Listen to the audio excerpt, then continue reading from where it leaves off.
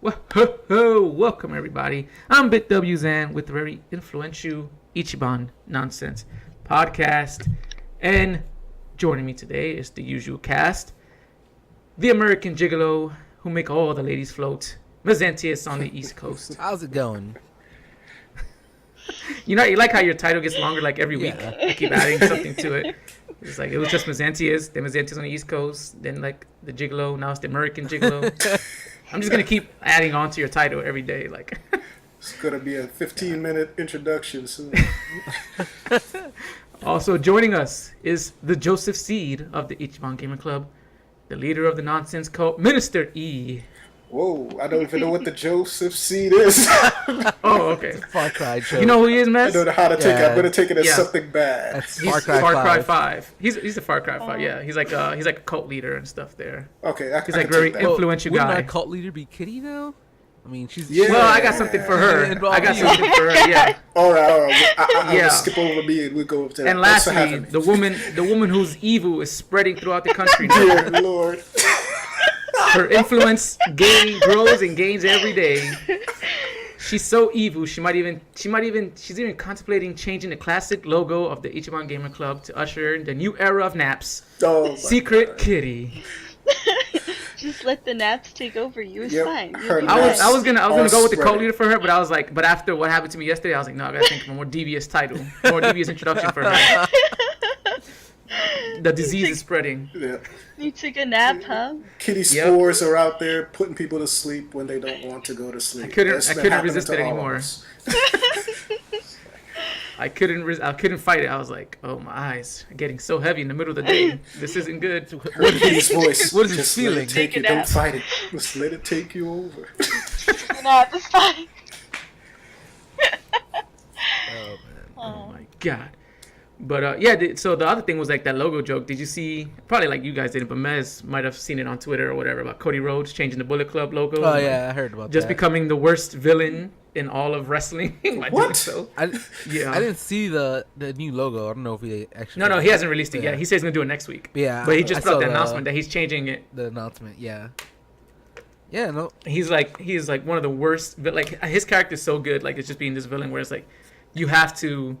Like like kind of like devote yourself to him in a way, and like in all ways, or he just gets pissed off Yeah. at you. Like I love that kind of character he Did has. you watch the Strong Style Evolved pay per view? Not on New Japan. I seen like clips and stuff of it, Wait, but not like the whole This thing. is Cody Rhodes we're talking Yeah. about Yeah. here. Oh, that's Cody Rhodes. Okay. Yeah, But yeah, he's making it out there. I actually I watched that thing and like, you can tell like he is like the complete outcast of that thing. Yeah. But he treats himself like the top, which is Yeah, it's so I love good. it. I love that. 'Cause, like- I love that character. He's like, Wait, yeah, he's so is he- awesome. So he's a part of a group? Yeah, the group's called Bullet Club. Bullet Club, and he like, I think he single-handedly just dissected it, like, all on his own, kind of a thing. Like it used to be this unified front, and now it's kind of like splintered into so many, like subdivisions or whatever. Like there's like Bullet Club Original, then there's Cody and the Young Bucks, and like now Kenny left with the Golden Lovers and him and Coda. Like he just splintered this group off that was like so solidified, and it was Yeah. just like, oh, that's great. Okay. It's a great character for him. And he's like makes it seem like his character makes it seem like, oh, he demands it's just undying loyalty all the time, but if not, then he gets pissed at you or something, and it's just Yes. like such a great character. Because, yeah, I haven't been following wrestling too much, but the last time I saw him, he was Stardust, and I was like, oh, yeah, he's done. He's gone. Yeah, he's gone from WWE. He's doing his own things now in the independents, and he's like making himself this great character.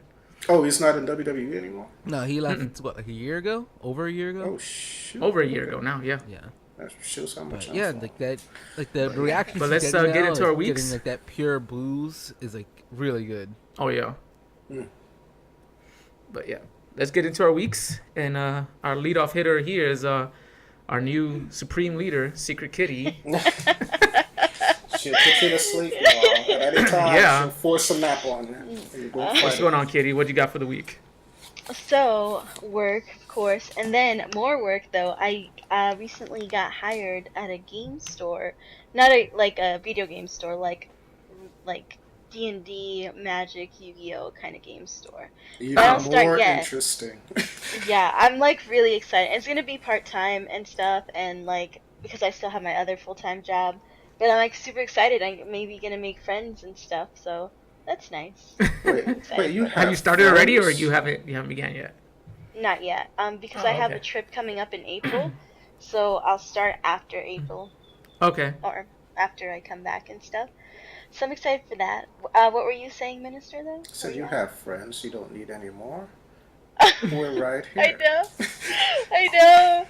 But I have any Well, she local means friends. She means followers. Like. That's right. The cult. Yeah. To build a cult. That's what she's looking for. Okay. I need to recruit more people to take naps. No. Those poor saps don't know what's coming. I know. That's how she gets her power. Just out of nowhere. Oh, I feel drowsy today. You know what's great for that? Naps.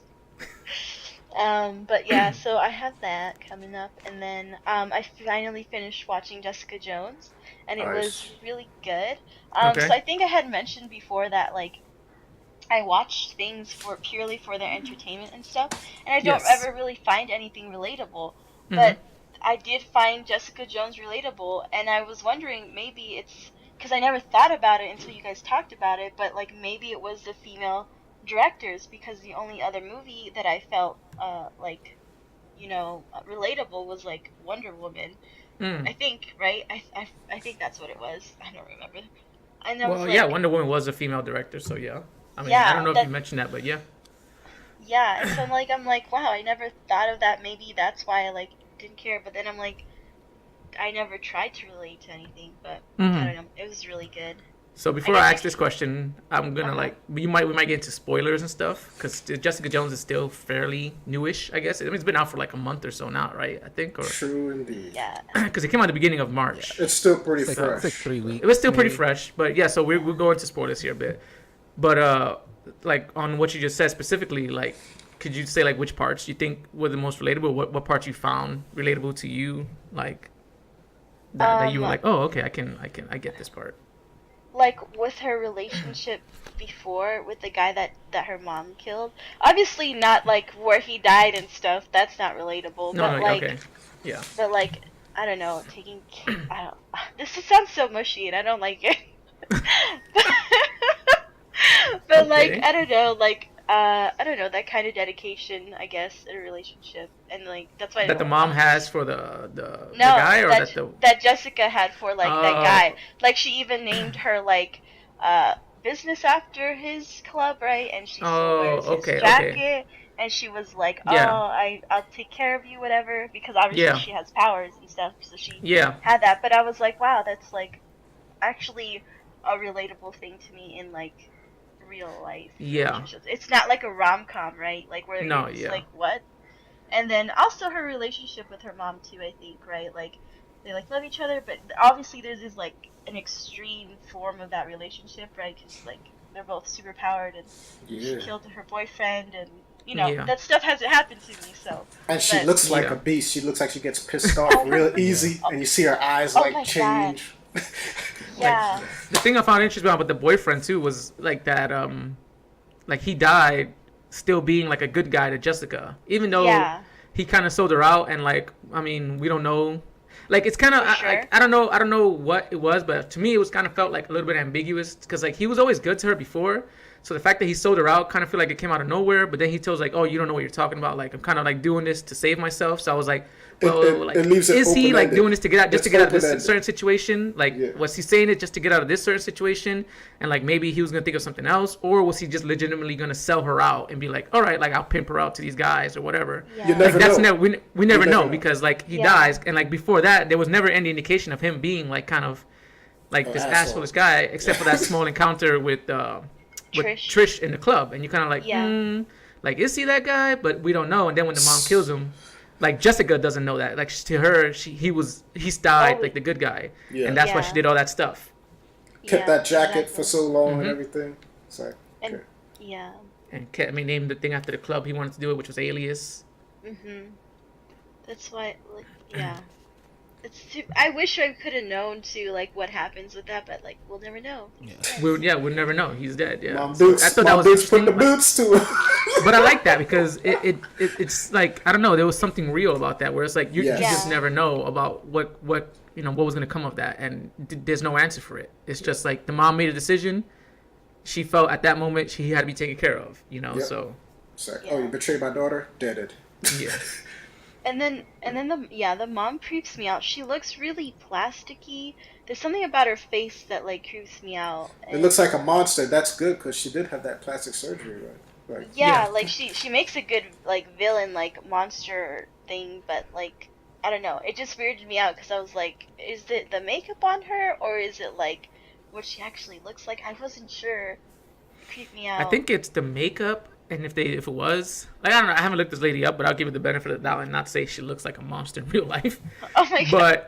But I think it was the makeup, which looks good because like like she was worked on, her face was worked on because she was like all scarred up and stuff or burnt up, so it made sense. There was like this like really like weird feeling whenever you saw her that it wasn't like organic or anything like to her.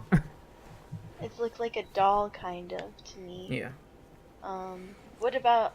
Did you guys? Well, I guess you guys all finished it before me. Mm-hmm. Yeah. What did you guys think? Because you guys were holding back, I know, until I finished. Yeah. Yeah, Mez is kind of quiet here. It was like, no, I mean, you guys talking about it. I was saying, like, as far as the things, like, I know I said it last week. Like, I felt it ended way better than it started. Yeah, because, like, for me, it's super slow. It was really slow to start because I feel like they were trying to, like, start up so many different stories at the same time. But once that stuff started going, it was really good. Like the whole storyline with the mother. Like I feel like as soon as that thing like dropped, that's when the story really picked up. Yeah. Okay. And like that's true. I mean, there's like a couple stuff like that was weird. Like I don't know if what you guys thought about like the thing with Trish, like at the park. With the mother and Jessica, like I thought that was just really weird. Wait, what you mean the part at the ending? At the end? Yeah. I mean, we already said we're talking about spoilers. That was good because it needs to. I think they're trying to rope Trish into that Hellcat series or whatever. Yeah, they definitely are. And she needs to be at odds with Jessica for that to happen. They can't be buddy for the have a spinoff. That ending, it was definitely needed. I'll let you finish here, Kitty. But like, I think it was needed because, like, throughout the whole season, I hated Trish. Like, I really did. Yeah, she was annoying. I really did. Like, she was annoying. Like, everything she did was to benefit herself, and like, she didn't make any like ways about it. She's like, Jessica, you have to talk about this. And Jessica's like, I don't feel like talking about it right now. And she's like, but you have to come on my show and talk about this. And it's like, you just want me to go on your show for your own publicity? And she's like, yeah, I know. Like, I was like, how kind of friend is that to be like, I'm trying to make myself a successful person off of your back, off of your pain and stuff like that, right? And then like she did stuff for no reasons, like, you know, oh, let me take, like, this is all like when I was watching, I was like, why is she doing this? Like, let me take this puff of this inhaler that was killing this other guy, just because. Like, why? Like, there was no reason for it at the time that she did it. She just did it for reasons to do it. So by the time you get to the end of the season, you can kind of like piece together. It's like, okay, this is why she's doing all this stuff. She has this insecurity about herself. She has this like kind of like issue, like a little issue with Jessica of like she feels like inferior, to her. Yeah. So it makes sense. Like even towards the ending, like what happened at the end when she like, you know, killed the mom and stuff like that. It's kind of like, this is where it has to go, like with her. And it was good because I was like, her character was just doing stuff for no reason. I was just like, this is ridiculous. But it made sense by the end. Yeah, like so I liked it. All that made me really feel like throughout the thing, like, I felt really bad for that guy, the neighbor. I forgot his name now. The one that was like working for Jessica. Yeah. Oh yeah. Like I felt like bad for that guy, Malcolm. Yeah. And then like they had that whole thing where he's like got that business suit going on and got the new job. I'm like, okay, at least he ended on a high note because like that dude was getting like shit on the whole time by Jessica and by Trish. I'm like, damn. I like what happened to him, but I never felt bad for him because, you know, from season 1, Jessica essentially saved his life, cleaned him up, but didn't want anything in return. But he kind of forced himself into her life. Like people forget that he forced himself. Jessica's like, I don't want anything to do with you, and he still shows up. Come on, Jessica knows who she is, and she knows she's not going to get along with anybody. He knew what he was getting into. Yeah, but you from the way you can tell, like between their relationship, you can tell like she's the person that wouldn't want to ask for help, but would want it. Like she would like it. That's what it felt. That's what I felt like their relationship was gonna be. It was like She didn't want to ask for the help, but the fact that he was there was good. Yeah, I do like the fact that they powered him up and put him in the suit. And he's like, I'm Mr. Businessman now. Yeah. It's time to talk about business. Kitty, you were going to say something before? Do you remember what that was? It was about Trish killing the mom and stuff. Yeah. Okay. I don't know how I feel about it. Like, cause it ended so abruptly, but I do agree that it needed to finish because, you know, she can't be on there forever, pretty much. Like, the story won't progress. It'll just be Jessica being all sad and mopey and, like, not knowing what to do with her mom or whatever. Yeah. I think that's the reason I didn't like it, because it didn't have any, like... real closure, yeah. I think. It didn't have closure for Jessica, because she got the decision made for her, pretty much. Yeah. And but that's the great conflict of it, because like it kind of mirrors what her mom did for her boyfriend. She couldn't get closure with the boyfriend because her mom made the decision to end the boyfriend, and it feels like that's a mirror of what her friend just did for her. Like, her friend was the one who decided your mom has to go, and it wasn't Jessica's decision. She was kind of still like in the fence about it, and her mom was like, you know, she felt maybe her mom was turning a leaf and I can change her. And then, nope, the decision is made for you. So she's like, damn it. Like, this always keeps happening where, like, she doesn't get that closure she needs, or it's taken away from her. Yeah. And it's done by somebody else. And, like, that was also, like, kind of, like, ties into a lot of the stuff that was happening with the first season, Kilgrave, because he was the one making decisions for her and doing that kind of stuff. So she kind of hates that, where people makes the decisions for her. And I think that's what's going to give her, like, for the next season, is going to make a great conflict between her and her I would say, too, is like, was anyone else excited when David Tennant showed up again? Hell yeah. He's awesome. He's always awesome. That was great. I knew he was just going to be like, some guy in the background. That's nice for him to do a cameo, but I wanted a resurrection. I want the purple man back. You already had one. How could he? Like, she broke his neck. I like want the mom was breaking necks. To get the Soul Stone and Jessica Jones and resurrect the purple man. I like the way they did it in this. He's fine like this. Yeah. Like, during her highest tense moments, he could always come back and be like, yeah. Like that subconscious. No, I want him wreaking havoc like he did before.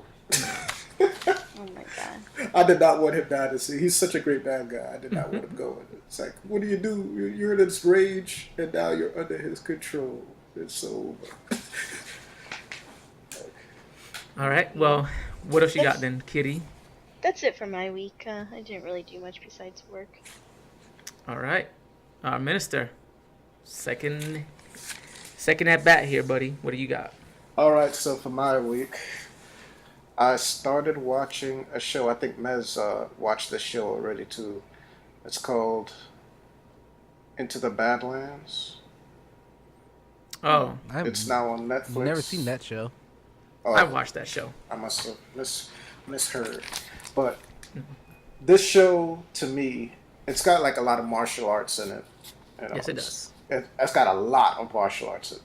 And the first thing that came to mind when I watched the first episode was, this is what Iron Fist should have been. Like, the entire time watching, I'm like, if they could only just copy this exact formula, damn near down to the line, except for the factions. But the show's pretty good. But like I kept on looking at it, everything I kept on comparing to Iron Fist. I was like, the martial arts, on point, old school. The main character, or one of the main characters, he's calm, collected, super badass. Like, his martial arts is on point. That's it. He's just a beast. If they had made Iron Fist off of this character, Iron Fist would have been a success. It would have been more successful than all the other shows. Yeah. Think about it. So would you recommend watching it then? Oh yeah, sounds like you enjoyed it. Into the Badlands. Yeah, Into the Badlands. I've seen the first season of that show, and I mean, I don't know. It's not. I'm not saying. Now listen, I'm not saying that Into the Badlands is just that great. I'm saying if Iron Fist has marketed. No. This is not an argument for Into the Badlands. This is an argument for. This is how they need to make Iron Fist. Well, having never seen Iron Fist, I can't say. I've just seen I've seen the first season of Into the Badlands. So you know the main character. You see how he kind of walks around and he's always like calm and stuff like that. Yeah. this is how I kind of envisioned that Iron Fist would have been. You know, like, yeah, I don't lose my cool or anything like that unless the situation gets really, really tense. So I think if they follow this formula, they follow the main character, the martial arts, the choreography is very good in this show. It's not perfect, but it's very good. Okay. I'll say that, yeah, the choreography is really good, so yeah. Yeah. My second thing is pretty much a question for you guys. So, what is your favorite villain team and why? Or what's the best villain team to you? I'll let you guys go first because mine's going to be lengthy. Best Zan? Villain team? Yes. Oh. That's like, you could say the Injustice League. You could say, yeah, from anything, from any entertainment. It could be TV shows, it could be movies, it could be comics, anything. Just there's on a the lot spot for me here. to pull from. Yeah, there's a lot for us to pull from here. What's that, Zan? Injustice League? All right, man. Yeah. I didn't say Injustice League. I don't know about what is. Nope. I don't know who that is. What are you talking about there? The Brotherhood of Evil Mutants. Yeah, I was thinking Brotherhood. That's the one that pops in my mind. Think about I'm trying to think if one was on the Sinister Six. There's so much. Like Marvel has a whole bunch just in itself. Yeah, I can think of a bunch of them from like comic books and stuff like Skrulls, Sinister Six, Brotherhood. I'm trying to think of like TV shows or any ones that I like. There's been really good evil villain team on TV show that wasn't like comic book. Like I'm trying to think like Buffy and Angel and stuff like that. Oh, there you go. They don't really have any like villainous teams. They were villainous peoples for sure. I think but the only like one from that show teams. I kind of think of is like it's not even a team, it's like the duo of like Spike and Drusilla. And yeah, I was thinking that the Master and his people, but I was like, he didn't really have a team. Like it was just the Master and his subordinates. Yeah, yeah, that's true. Yeah, I was gonna say it. Just mentioning the Master, he's just a top villain. Well, I'll put one out there. This is not my favorite, but this is just to get the ball rolling. So mine is the what they call the War Boys from what's it called? Is it Mad Max? Fury Road. Yeah. The guys a Half-Life. The dudes that go witness me before they die. That would be like my second favorite right there off the bat, just because the epicness of these dudes. They got a tumor in their body, so they're not expected to live long. So they're like, they fight to the utmost, and whenever they're about to croak, they spray that little chrome spray paint in their mouth or whatever and go, witness me. I was like, that joke is just badass. Like, it doesn't just do something epic, like self-destruct on somebody or something like that. I know mine. Mine would be Gotham City Sirens. Oh, yeah, of course. Yeah. Okay. I love them. Oh, all right. It's tell me some more about them though. Who's in this team? It's Harley Quinn, Poison Ivy, and Catwoman, and so they have like a series together. I think they discontinued it already though. I haven't checked in a long time, but it was really cool, and it like, I don't know, makes me wish it had more female friends too. Oh my god. Oh my god. That's always what it comes. What's the one from like? What about the ones from Harry Potter? What were their names? Like, were they The Death Eaters? I mean, that was more like Voldemort and his bitches, you know, like no. Yeah, but they actually had like, I don't know, because they actually had names and like they were like there was actually movies around them, right, or something. Like, I mean the people. Harry. I know they were his bitches, but I mean. Yeah, like I mean they actually had screen time. Yeah, they did, and they actually all had names because they were all people, right? They were all families and stuff. Yeah, but like I mean, they're not a team. They're just like either scared of him, believe him, but also scared of him, and then just fucking crazy. Like, what's her name? I don't know what her name is. She's in like every Bellatrix? Yeah. I forgot. I tried to think of her like actual name, but I don't know why I did that because I don't know her name. She's in every like movie that Tim Burton has. Wait, isn't it that chick. God, I can't remember her name now. I know, right? It's It just Tim like Burton's wife, isn't it? I think it is his wife. Helen Bonham. Okay. Helen Yeah. Bonham Carter. Yeah. Helen, I mean, she was in Fight Club too. Helen And Bonham everything. Carter. Yeah. That's what it is. Yeah. Oh yeah, I got a crush on that lady. She's just crazy in that movie, and she's just like wants to kill people or something. I don't know. Wait, so how many people are in the Sirens, the Gotham Sirens or whatever? Oh, it's only It's just three. those three, right? It's Yeah, just it's three. just those three. Okay. Yeah. Yeah. It's hard to think of teams with that have like a good equal amount, like of the members have a good equal amount, like of because usually Power. like the mainstay leader, and then it's like a lot. Because I'm thinking of like, well, there's Hydra. That's like, how there's just I was that gonna one. say like AIM as a group. There you go. There you go. It's a group. Yeah, a group is a team still. Yeah, as long as it's not like if it's not just one guy and then has sub minions. If it's a group, The like Hand is a good one too. Yeah, it's like a coalition of. There has to be more than one person like at the forefront. Yeah. Yeah. It's hard because a lot of those are like one person's in power. Yep. Yeah. And then the other people are just following minions. behind. Yeah. Yep. Henchmen. That's what I was gonna say. Like the Exactly. reason I was gonna go with AIM is just because like, reading in I forgot what I think it was like New Avengers. They had like a really interesting arc for me, where like AIM kind of found a way to become their own country and become like what they're doing is not technically crimes in America because they're part of their own country, have their own laws. So they found a way to like still do whatever they wanted to do and not have repercussions from like all these superheroes because they're their own like country now. Like that's AIM Island. Clever. That's actually very clever. So what was the reasons for bringing this question up, E? What does this tie into? Well, I was watching Star Trek Deep Space Nine. Oh my man! God.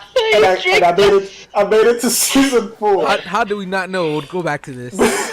But the season Back to Trek Watch. the season finale in spoiler alert. The season finale in like season 3, the Dominion actually had a fantastic trap that was laid out.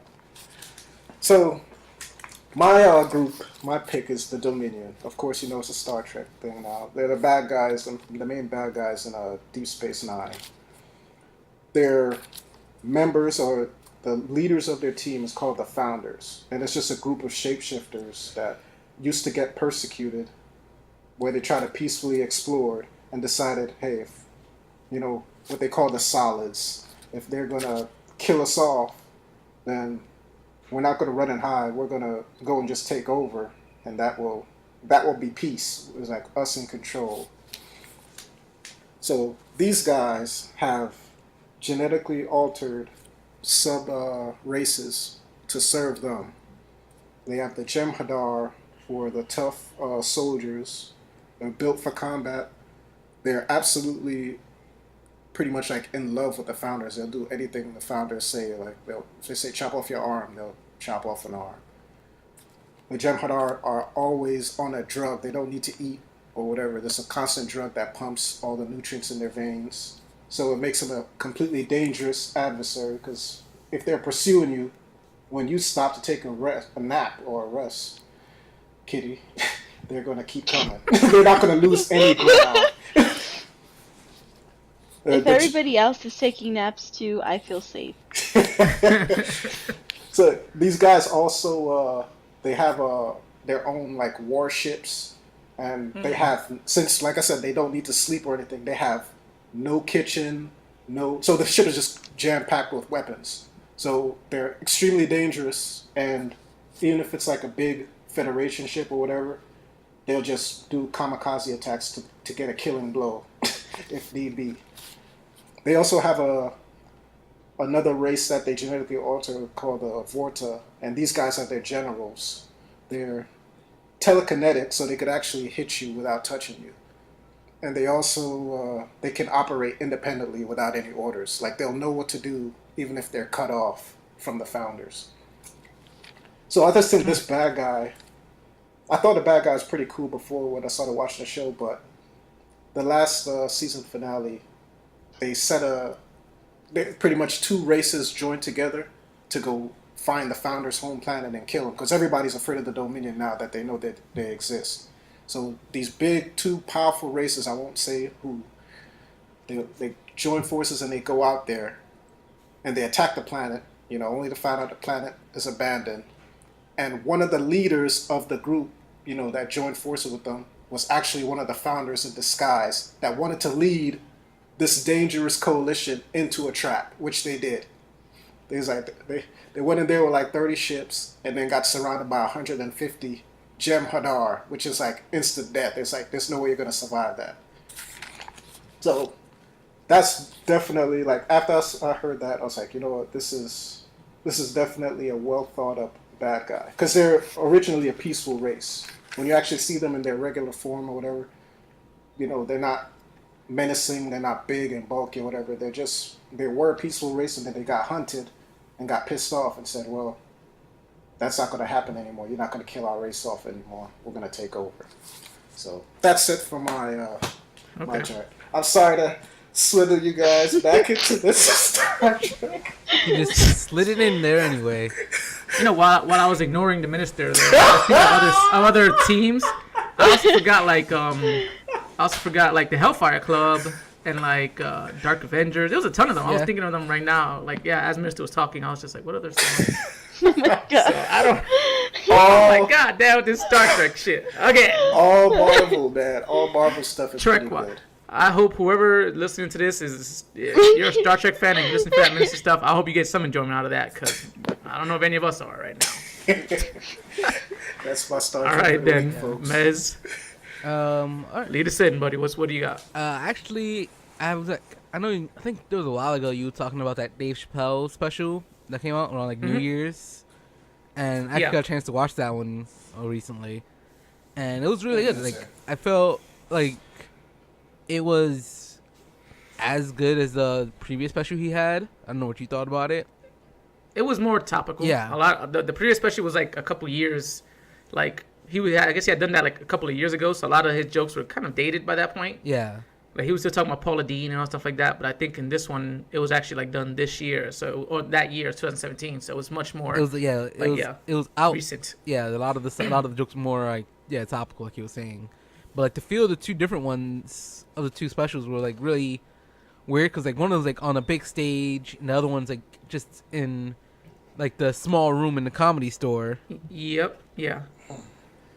So like that difference of like the crowds in those things, and like the way the room feels is completely different. Where it goes from like a concert to like just a small. The other one was like much more intimate setting. It was like very small venue where like literally he could like stretch his leg and somebody like he could touch somebody's face with it or something. Whereas the other one was like this big ass stage that he had like walk around and stuff. So yeah. All like that was really cool, and then like the thing, like that story that he told that kind of like compared to his story with Comedy Central. I told you, that's what I said. I didn't want to spoil it because I was like, it's a really good one, but like it's great how he uses that story to like tie it in and make you understand. Yeah, like if you think about it, you could see what he's talking about, but you have to actually put thought into the situation. Which one is this? Because there's a ton of them on Netflix, right? It's the most recent one. I forgot, what was it called? I forgot what it was called. Like the two of them that he had, like just really like just kind of generic names for them. It wasn't anything special. Yeah, I can't. I know it was something with an E, but I can't remember the name of it. All right. If you look on Netflix and they'll have like the most recent 4 specials he have, and like you can tell which one is which. Like, all right, I'll look that up. Like look for the latest one. Yeah, for the most recent deep, ones. I want to hear it for sure. Yeah, that joke is at the end. It's like towards the end of the second special, and like he just ends it. So it's like almost like a creepy story he's just telling, and he's like, "And now we have a secret, bitch." I was like, "Damn, what the fuck?" I was like, "Wow, that was pretty creepy." But it was a good way to like try to tell to people his story of like why he left Comedy Central and like all that stuff. Yeah. Another thing I've been watching on Netflix too is, I don't know if you guys heard of Sword Art Online. Yes. That anime. I've heard of it. Never watched it. Watched it. I've seen the first one, not that one that came on Netflix. Okay. I've only seen like the first episode of the first season ever. I like the premise of the first one, that they're stuck in a video game. Yeah, that's what I was gonna say. Like that whole premise of being in a video game, especially with where we're going with VR. Yeah. Yeah. Frightening stuff. VR chat. That's like the future. But yeah, like that whole thing of being like all these people like trying to test out this new technology and all that, and then end up being trapped in a video game where if they die, they're dead in real life. Yeah. That's like a Black Mirror episode too, right? Is it?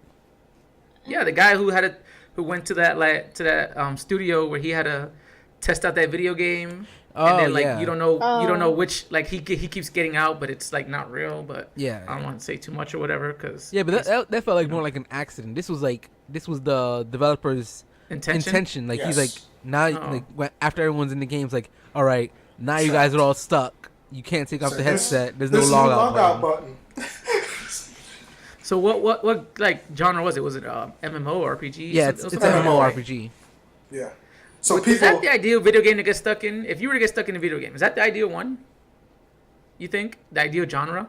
I mean, that's the most open world. Yes, I guess it would. Yes, because that's better for survival. Like you don't want to get stuck in Street Fighter and lose one. Nobody want to go in a sandbox or action adventure game. Nah. They want to go in a God of War game. See, that's the kind of game where you can die a lot more often. Yeah. Platformers. Like, oh my god! Oh, shit. I don't have the hops for this. I don't. I have terrible. Like the only other game I could imagine being stuck in that would be better is like a Prince of Persia game. We're like, okay, I'm gonna rewind time real quick. That didn't happen. What about a fighting game? It's like, my god! Please don't select. Like you go in Avatar in your picture. You go in Avatar your picture yourself. like you see Zangief in front of you. Like, okay, big man. Worse will be Mortal Kombat because the fatalities will be real. I can imagine like your avatar just being a scared look. Like, please don't. That was another thing that was freaking cool in this one. Like, who's this character shaking? That was another thing I found funny is like you saw like when you get picked, you're on the loading screen and you're like looking at them like who are you gonna pick? Who are you gonna pick? It's like characters trying to run away. Pick another character. That was not Scorpion. Another thing I found funny too was like that they had that whole thing where like the people created their avatars, but then after the developer of the game kind of the whole thing like you're stuck. He turned everyone into themselves. Yeah, he put up like some kind of reverse mirror. So it's like all you people that have a fake avatar. Yeah, I'm gonna show what you really look like. Like, I was like flirting with you for like 20 minutes, and you're a guy. Yeah. Like that kind of stuff was funny. Yeah, I definitely enjoyed it. I think I like the first episode more than anything. Just I was like, watching that. It's okay so far, but I'm like kind of interested in seeing like the rest of it. Yeah. I guess like the bigger news for me is that I have now bought a Switch. Oh, there we go. Big news right there. Yeah. What's the first game? Was it Breath of the Wild? I started playing Mario Odyssey first. I have Breath of the Wild as well, but I started playing Mario Odyssey first. That game's a lot of fun. It's a lot bigger than I thought it was gonna be.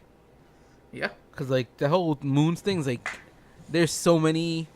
Like the moon's kind of like the stars in the other open world Mario games, but like there's so many per level. Like I was looking at it, it's like I think there's like over 60 in the one like sand level or something like that. I'm like just sitting there like collecting stars by doing stuff. I'm like I'm not even like going to the next stage yet.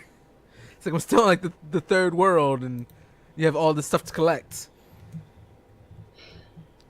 But But yeah, that game is a lot of fun. I can see like it's gonna be really addictive. Okay. I mean, like I said, I mean, it was on my list for like one of the top games for 2017. Yeah.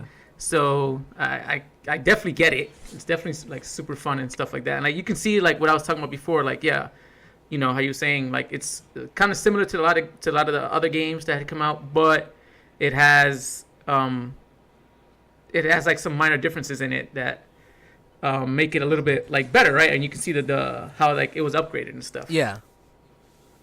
And like the whole hat thing's actually really interesting to do too. Like using enemies to like kind of progress within that level. Mm-hmm. Like that's really interesting the way they added that into it. Yeah. Yeah. Then what other games are you looking at to get down the line? Yeah, because that's not gonna let me get the Switch. That Mario Yeah. Odyssey ain't gonna look. I would say the Switch has something that I wish PSN had, and that's having a wish list. Because when I was on the Switch on the eStore, like you could kind of like wish list all the games that you want, kind of like bookmark them. Oh, nice. So like that's something I wish PSN or PlayStation had, where I could like, if I see a game I'm interested in, it's like I want to bookmark this, so like I could buy it at a later date. Are we sure it doesn't have it? I've never actually like looked into that setting. No, I've tried to do it. You've looked? Yeah. Oh, okay. It's like Kitty, you have a the only thing you can Switch do is too? like a game, and that's it. Why would you like a game? I don't know. What the hell? It's not Facebook. Secret, you got a Switch too? No, I Okay. kind of want one though for Breath of the Wild, but it's not worth paying that much for one game, Ooh. you know. Or maybe. But they have a lot of there's a lot of other games coming down the Yeah. line that maybe Yeah. I'll say might some- interest you. They have a ton of indie games now too. Like I know some other games I wanted to get is like I have like Bayonetta and Bayonetta 2 because I never played either of those. And I know like you said you liked it and people compared it a lot to Oh, like yeah. Devil May Cry, and that's like one of my Yes. favorite series. Mario Kart. That was another one I get. Super Smash Brothers eventually when that Smash comes out. Brothers is about the only one. Smash that Brothers might is the make me get that killer system. app. I had some other games too that I wanted to like check out. I can't remember them right now though. I do want to have portable Skyrim though. That yeah. I love Skyrim. Skyrim again? How many of those copies have you bought? I mean, I beaten fucking that love game. that game. Like anytime that I'm like literally don't have anything to do with my life, Skyrim. I'll say Skyrim. like that whole portability part of the Switch, it's so good and it works so smoothly. Like of going from the TV to the tablet, and like the way they have it done, like it works so smoothly. It's great.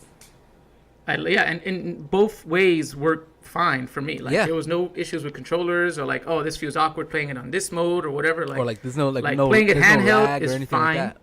Yeah, playing it on handheld is fine, or playing it on the TV is fine, or like just playing it like having the screen like propped up and you're just playing it. Yeah. With the control having the controllers in two separate hands was not an issue either. Like you think it'd be weird, but like sometimes like I'll have my hand one hand above my head and then the other one like I still have it on my lap, and I'm like I kind of prefer having it in two hands because like I could just sit much more natural. So like I just sit normally and like have my hands doing what they're supposed to be doing, but like my hands aren't in that static mode of being like on the controller. They're just kind of like where my hands would normally be. Huh. And That's interesting. I would say like the handheld mode works a lot better for certain games than others. Like I found for like Mario, the handheld mode is like perfect. So you can do handheld or TV mode because everything's like really vibrant and like big. For Breath of the Wild, I preferred TV mode because you need a lot more details to look at stuff. So like there's some games it works a lot better. Some games you might prefer to be on the bigger screen just because you can see more. Gotcha. But like it's not as far as like where like playing on the handheld mode is impossible. Breath of the Wild is just what I would prefer. Yeah. And I think you would. I think because like you never played any of the Bayonetta ones. So I think you would like it because the reason I keep saying that for you because like it's just like the guy who directed it, Kamiya, he did a lot of the games that you have liked because he has that Devil May Cry. Like he was the director for Devil May Cry, and he was the director for like I think Resident Evil 2, I think, and for Beautiful Joe. So I'm like, these are all games that I know Mez has liked. Yeah. Like I know you've liked that series, like those series, like Beautiful Joe series you played a lot. You was super into it, and Devil May Cry too. So I'm like, it surprised me. That's why I said like it always surprised me that you never got into the Bayonetta series because I'm like, this director has made like all these games you played mostly throughout like when you were a kid and stuff like that when you were younger. I'm like, you would definitely like this series. I don't know because I guess the first one just like passed me by, and then the second one was Nintendo exclusive, and I didn't have the Wii U. The Wii U, yeah. So like now that I have the Switch, it might have been the sexy lady thing. Both a try. People like, I don't want to buy a game with a sexy lady on the cover. People might think I'm a perv or something. Like a young 20-something-year-old buying a game with a sexy big titty woman on the cover. Like, oh yeah, we know what you're gonna do with this. Go ahead. Oh man.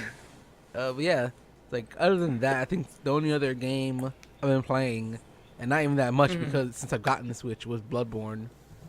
Oh yeah. Oh yeah, I've seen you do that. Yeah, because that game's a lot of fun. Like I think I was telling E, like I've been having more fun with that one than I was with Dark Souls. Cause And like, that's possible. I just like the setting the of play it. style is so different, and the setting is definitely different. It's really dark and like kind of like gothic almost. Yeah, so like they're both really fun, but I've been having a lot more fun with Bloodborne. And if you like guns and stuff like that, that handgun feels like a revolver. Yeah, pretty much. I still gotta play it and stuff like that. But I've been playing a ton of other stuff. And like the whole thing with like the trick weapons and like switching between modes. Yeah. That stuff is a lot of fun. Like trying to like just work out what's best in certain situations. Oh yeah. That's cool. Yeah, but I still got it. I haven't been doing that much else. Ooh. Okay, well, I'll be batting cleanup here then. So for my week, I've actually been playing a ton of different games. I won't get deep into them, but like I finished Ratchet and Clank, and I was, cause like I love that series. Like I love playing and stuff like that, and like it was like on PSN I think for free. So I was like, all right, well, I'll go get it. It's from like 2015, and it's like as I was like finishing it and passing it, I was like, God damn, like it feels good to finish a game for a while. Cause like a lot of the games that we've been playing, like they just keep going, like Monster Hunter, like Overwatch, like all these kind of games are games that just like there's like ongoing stuff to them. Like this is a game that was like, nope, it's cut and dry platformer shooter. Like, you know, you shoot, you get cool weapons, you pass the game, and that's it. And I was like, okay, that's a nice little game there. Yeah. I tried Power Rapper the Rapper, and fuck hell, I had a game like it. I don't know if it was a scaling or a glitch or whatever. And I looked it up, and it seems to be a thing with this game that the stage 4 is impossible to like pass, and it's pissing me off because I thought it was me. Like the first 3 levels, I was like, oh, I'm getting this. Then the 4th level came, and I was like, is this broken? Am I just doing this wrong? Like, what the fuck? It's cheap over here. Like, not letting me pass this level. Then I looked up online, and people were like, yo, is this broken? Like, what's going on You're here? not meant to pass level 4. It's not me, yeah. But now it just makes me want to pass it even more and be like, yeah, okay, I'm going to get this motherfucker. It's a troll engine, man. It's a troll engine. Don't fall for it. Another game that I went back to, but I won't get into much, is Yakuza 0. Game is really still super fun. There's so much to do in there that it's like crazy nonsense. So I love playing that game. Wait, what game? Yakuza 0. Oh, okay. TV shows, as far as on Netflix, I watched the next new season of Santa Clarita Diet. Oh, you actually seen the first season? Yeah, we saw the first season. I saw it, but like I think it was before we started this, so I never talked about it. Okay. Then, but like me and the wife like to watch that series. It's pretty like it has like this kind of dark humor element with it and stuff. It's pretty funny where like Drew Barrymore turns into a zombie, but she's not really a zombie. She still has like human features, but she still wants to eat people. And then they like get into like funny situations like, well, is it morally right to kill people? Like if a Nazi, you know, there's a Nazi person to eat, like of course you would eat him, but he's in a wheelchair. So I was like, is it morally right to eat a Nazi that's in a wheelchair? Or is it morally like they have to get to like do like stupid shit like that, which is like kind of like just like funny and everything. So okay, it's not a bad thing. It's not like the best show ever, but it, you know, it's like 10 episodes a season, and it's like, you know, good pastime. Little like if you want like something to watch and there's like in between stuff, this is a good show for that. And the main thing that I did as far as my week is I finally got to watch It, the remake movie. I still need to do that. Is that on Netflix? Here we go. It's another review by Zan. Oh shit! I'm gonna have to tear into this movie now. Oh my god! I'm just joking. It's like Zan doesn't like any movies out there. Another Civil War. No, it was a good movie. It was really, really, really good. Like I can't take anything away from this movie at all. Okay. As far as being scared, I don't say I'm really scared by this character. I still think I'm more terrified of Tim Curry's portrayal because with the big mouth. I don't know why, but it's a big mouth. It felt like a human was like that felt like a human. Like, you know, obviously they didn't have the CGI and the graphics that they have now, but like just that feeling of a human being, that kind of like that resonates with me more like terror wise than like I'll give him that, like the one that what's his name, the guy from I don't know what's his real name. Skarsgård is his last name. The Bill real life. Skarsgård. Yeah, Bill Skarsgård. there was like they nailed like the otherworldly aspect to it. Like he didn't feel human at all. Like that felt like a being from somewhere else. So I'm not gonna say like, oh, which one is better or worse. I'm just saying like as far as like being scared by which one, I like the Tim Curry one still scares me more because there's like a realist thing to it, but this movie was way good. Like I'm not gonna like take anything away from it. It was really, really good. Do you think that could have been affected by like the age you watched that movie too? Because when did you watch the first It one, the TV movie? No, the first It one, yeah, I was like a wee little baby, wee little baby. If you look at Tim Curry, man, no, but yeah, Tim Curry, like I mean, like his mouth is like really big, and when he was playing that It clown, he'd be like, bah, and open his mouth like really wide. It looked like he could just eat your whole but head like, off. And just and the voice. I still feel like even with that, it's like the age you watch something can affect how you feel about it, even when you're older. I watched it too when I was older, and there's still. I mean, I would say I wasn't as scared as I was when I was younger, but there was still like an unnerving feeling. There's still unnerving feeling watching that lingering feeling you have for it is like I feel like that can be connected. Connected to how you felt when you first watched it. I'm gonna disagree with Mez on this and say no, it's Tim Curry. I don't know. I'm gonna agree with Mez on it. It might be, but like it also might be a thing where like like obviously I'm much older now, but there's always a thing where like the CGI stuff doesn't scare me as much. As like it doesn't practical effects. Yeah. That's the practical thing. So like even like when I was Freddy Krueger and all stuff like that, like yes, there's a thing where like okay, I was younger at the time, so obviously I was much more afraid of it. But there's also a thing where it's like even if I watch practical stuff now, I will still get an unnerving feeling. Maybe I won't be scared, but there's still an unnerving feeling if there's a new movie that comes out and does it. But if it's all CGI kind of thing, if it's too much realism CGI, like I'm just kind of like, it doesn't affect me. But like I said, I'm not gonna like that's not a hit on the new It movie. It's just comparison like on that level only. But like I said, the feeling that he had, like he was just like it was just like weird. Like the way his body, like he contorted his body and stuff like that. And like the way he walked was just like I can give him that. Like that was really like well done and stuff like that.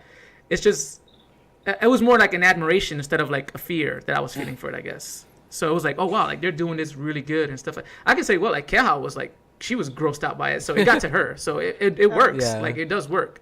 So like I said, I can't take anything from the movie because she usually doesn't get scared by stuff like that or anything. But she was like really like freaked out by a lot of stuff that this guy was doing, and she was like. And then like the scene where like when they're in the projection room and she was like, oh no, like and he's like when he gets like super big or whatever and he's like crawling towards him, like so it does work. So I'm not gonna be sitting here and be like, oh like I don't think it, but it's just for me, that's the only thing I like Tim Curry's portrayal for that. But that dude did a really good job. Like it was super. Like I enjoyed the movie. Like the kids too did a super good job of acting. I know you guys already talked about this, but yeah.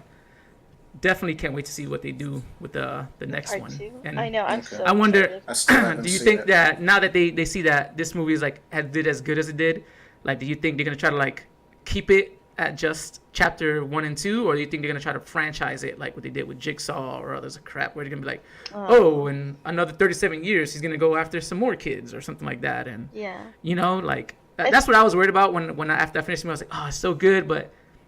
Corporate's gonna try to milk it. They're gonna try to like do something with it, like franchise them and stuff like that. Like, as long as it's Bill Skarsgård again, I'll be okay with it. Oh, the crush is what that is. I mean, he'll probably be the only one, like because like they always keep the killer, right? Like they never kill, they never keep the kids or the the victims. They always keep the killer because that's who draws them in. Yeah. I love Bill Skarsgård. So like I guess to tie in that whole like eeriness of the It movie, I also watched and I want to see what you guys think about this. Like is a YouTube channel called Petscop. Oh. Petscop. I don't know if anybody has heard of that. I've heard about it. I haven't watched it, but I heard about it. I watched it months ago and I was going to talk about it, but it didn't feel like, I don't know, they feel like there wasn't much to it yet at the time for me to bring it up. So I had it in my notes and stuff, but I was like, I'm not going to bring it up now. I want to see where it goes. So I kept watching stuff. And then like, I kept watching more videos that this person put out. And then I watched like theorist videos. Like there's a whole bunch of like theory videos about it. I got into like the Reddit thread on it and stuff like that. Like I was getting deep into this thing because I was like, this thing is kind of nuts. So what it is essentially, it's like, it's hard to explain because like it's a YouTube channel where the person, his name is Paul. He's like starting a let's play of this game that doesn't even really exist. Like it doesn't exist. It's called Petscop, and like it's an actual game. And it was like, it says like, oh, it was made in 1997 and all this stuff like that. It has a developer that doesn't exist.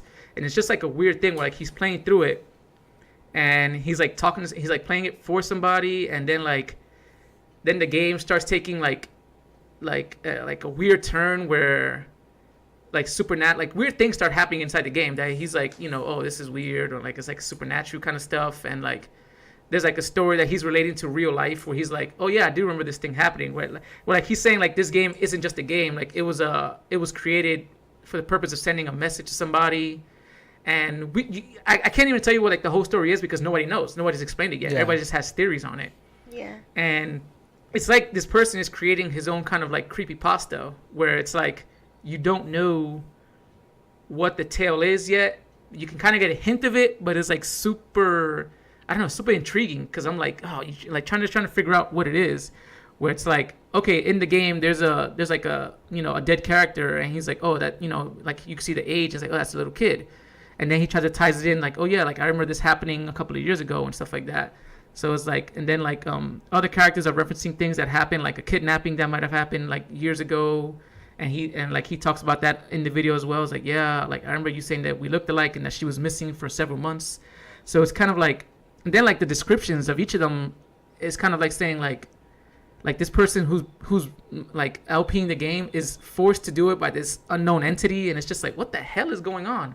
And like as the guy's going on, he's just like, it feels like this game is trying to talk to me, or like make it seem like there's an entity inside of the game that wants to talk to me, but you know, in order for that to happen, there has to be a two-way communication thing, and like I'm not getting that. It's just a lot of stuff that you can like dive into with this game, and it's like, I think it's like 13 episodes deep now, and the only reason I talked about it, I bring it up now, is because I feel like with the last episode that showed up, it might be done. The story might be done. Well, not the story, but like the LP might be done, but the story might still go on. And I'd have to see, because like I know everybody's waiting for like June 5th, because that's when like a major event happens, so they're waiting to see if something's gonna happen on that day.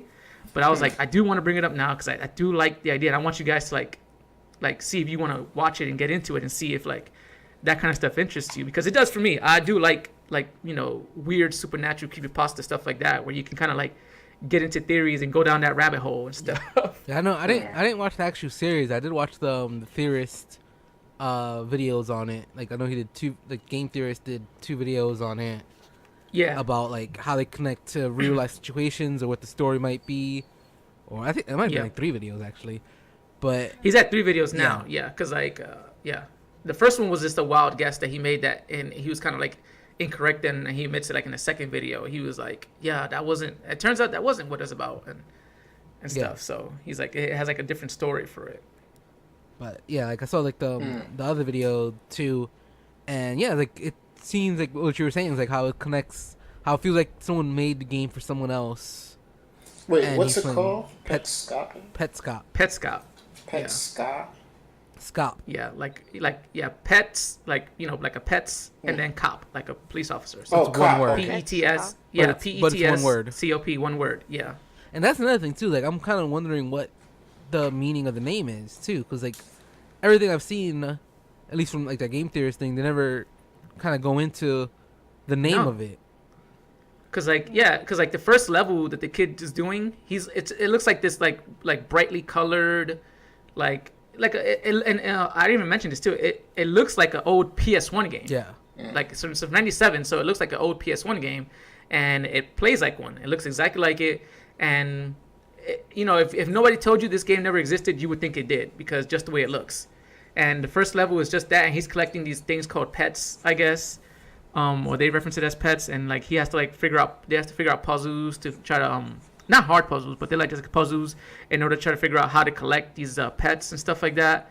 But then like the verbiage in the game, like how it tells you to collect them and stuff like that, like the way they reference them, it makes them seem like it's a totally different thing. Like a lot of people, like Mez was saying, Matt Pat from the Game Theorist, he kind of like correlates it with it talking about adoption and stuff like that, because they say things like oh, I forgot the name of the pet, but it was like this person will run away from you at first, but like if you make them feel like you can trust them, they'll stay with you, or they'll come with you and stuff like that. Like that's like kind of different, but like it's along those same lines, so it's like weird, like text and stuff like that. You know what this whole channel reminds me of? Do you guys remember Lonely Girl 16 or 18, whatever it's called, a long time ago when YouTube first started? It's like that, right? Like where they're like, it was like supposed to be real, but it came out that it was like fake, right? That's what it reminds me of, except it's more like horror based, That was more like weird things happening. I don't even know. That's what it reminds me of. Yeah. Yeah, I remember like hearing about that. I never really got into the story of that Lonely Girl thing, but yeah, I remember the people saying like, yeah, that was like one of the first things that happened on YouTube was that girl. She's like, but yeah, this feels like, I think this one, like everybody knows it's fake. Yeah. But nobody can guess what still intrigued on what it's about. Yeah, what the story is, because we can tell that this person's just trying to create like a creepypasta. Yeah. But it's kind of like, well, what's the narrative? What is he trying to tell us and stuff like that? Yeah. And it's just like a lot of information, but none of it really, like it's a lot of information, but then not really a lot of information. It's like he gives you just enough that you can guess, but not the full story. So you're like, damn, what the hell is he supposed to, like, what does this mean when this is? So it's like I like that kind of stuff, and I found it interesting. I think you should you guys should check it out at least. It's like it says 13 episodes. They're not really long either. Like some of them are like 6 minutes long. Even if you don't watch the whole thing, like check out that game theory episode, because that's true too. A really good thing. Because he sums it up. He sums it like if you watch the game theory about Petscop, he kind of like sums up a lot of the episodes. And there's other like tons of other game theory like channels up there that try to like dissect everything that happens in the episodes, and like they try to like see like there's like mirroring things that happens, like, oh, he did this in this part and then it came down to this part. So it's pretty cool. Piques my interest. Yeah. Wow, that stuff is really interesting. I liked it. But I mean that's pretty much it for me. I was gonna bring up one more thing, like out of like movies coming out recently. I know Ready Player One just came out. Oh, yes. Like interested in watching that at all? I am interested in watching that for sure. Yep. But that's going to be I know we talked about it during the top 5 movies and stuff like that, like movies that we want to watch and stuff. Yeah. I was like, that's one of them for me. It's damn near an original idea, so I have to see it. An original idea that takes from different other properties. Yeah. It's a mass figure. And I haven't read the book, so I want to see how it is. Yeah. If I even get to the book after this, I want to see how this movie does first. Really weird, like in 2 different places I've gone to, I've heard like different reviews. Like on Facebook, with my friends, I've heard people saying it was really good. But then the other day when I was on Twitch, I heard people saying it was like, oh, it wasn't that good. Like, and they were disappointed by it. Book readers probably. And I was like really confused, because I'm like, first of all, like I heard it's really good by someone who I trust in like movie reviewing, and 2 is like it's a Spielberg movie. It's like, how bad can a Spielberg movie really be? He has hits and misses. He has hits and misses. They haven't been all home runs. He did do the last Indiana Jones movie too, so I mean. Oh, I've heard that one. I've heard that. He did that one. I've heard about that. AI wasn't well received by a lot of people either. He did that one. So he doesn't always do home runs. I mean, he's reliable. It's more often than not, movies are pretty good. Yeah. Yeah. But like, what I'll be interested in is like how many of those people who read the books first and are reviewing it. Yeah, that's true. That'll fix it. Because that's always that feeling of like, if they knew the source material before it got popular. Because the people who are just like, oh, it's a good movie. Like, I think Ray was like, yeah, he had fun doing it. And people were like, well, did you read the book? And then he's like, yeah, I'm doing it. Like, he said, I'm doing so now. And it says, what the fuck does it matter? If he liked the movie beforehand, what's the difference? Yeah. Like, what's the difference if the book is better or whatever? That's 2 different... I don't know. Yeah, people don't. I don't know. We get to that whole thing of like, there's 2 different source materials. Like, a movie is a movie, a book is a book. Like, you can enjoy one without the other. I don't know. Could it be better? Maybe, but it's never going to be as good as the book. Could it be better? Maybe, but one is one. You're never gonna fit everything in a book into a movie. Nope. Exactly. You could be influenced by it. It's like if you try to do that, you're gonna end up with The Hobbit and having one book turns 3 movies. Yeah. Terrible movie. You can be definitely be influenced by the source material, but don't rip it page for page. Yeah. But You know, some stuff have to be cut. From the But what? Hobbit. Oh my god. Bunny sleds. That fool. Best part of those movies. Tom Bombadil. Anyways. Sliding on the bunnies. Bunny sleds. Best thing about that movie was the name Baggins. I don't know. He always talked about it. He liked that shit. The Bilbo Baggins. Baggins. Why is that so funny? Oh, I don't think it has anything to do with that. It has something to do with somebody's username or something. Yes, like that. it was. That's all it is. I was at a friend's house and they were playing MMO, and this is before I was into MMOs, but this dude came on and was like, "Thanks for letting me join your guild, guys. I'm looking for a friend of mine. He goes by the name of Frodo T. Baggins." And since then, I roll every time I hear the name Baggins. I roll because it just comes back in my mind. The voice, the way he said it, everything. I was laughing for like 5 minutes. That's the only reason he liked the name Baggins. That's Frodo T. Baggins. Oh my god. That's the minister folks right there. It's like, that's the minister in a nutshell right there. I escaped that thing for so long. I'm going to be thinking about it again. God. You're never going to escape. Every time we bring up Lord of the Rings, that's the first thing you go to. So your mind goes to that every time. Okay, I'm done. I'll disconnect All right, my mic if I'm laughing too much. Oh, God. I guess that'll wrap it up for today. Anybody got any last tidbits then before we go? I've seen the movie Get Out. It's pretty good.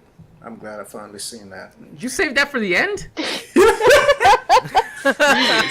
Well, you can't fit in. You got to put a bookmark. Put a bookmark on that one. And yeah, we'll get back to that next time. Put a bookmark on that one because you can't put that at the end.